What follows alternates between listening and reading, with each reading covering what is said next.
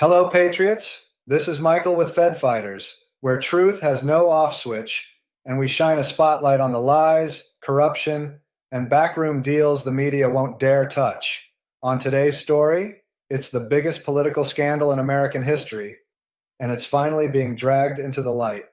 Make sure you're following us on YouTube, Instagram, TikTok, and X at Fed Fighters, because the war on disinformation is real, and we're not backing down.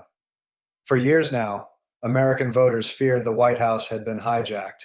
That behind President Biden's public mental decline was something far more sinister, a shadow government run by unelected aides and bureaucrats. And now, President Donald Trump has officially announced an investigation into who was actually in charge these last 4 years. In a stunning White House memorandum, Trump's team wrote, "It has become increasingly apparent that former President Biden's aides abused the power of presidential signatures through the use of an autopen to conceal Biden's cognitive decline and assert Article 2 authority."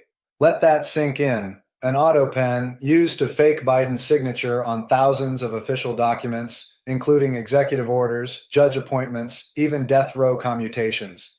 Trump called it what it is: one of the most dangerous and concerning scandals in American history. Over 200 presidential documents, 235 judges appointed, and 37 death row criminals freed, all signed under Biden's name.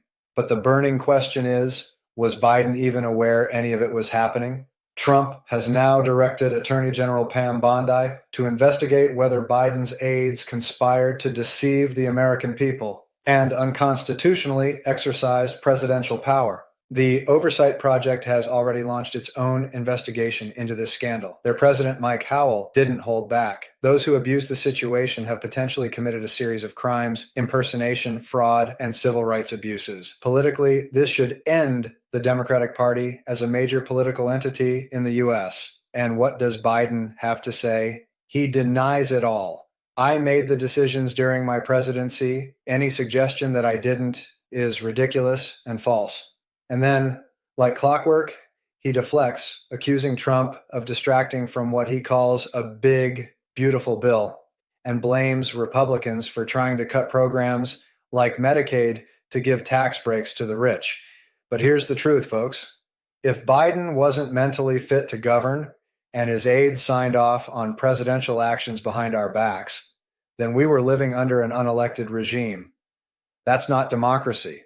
That's dictatorship, wrapped in a suit and protected by the media.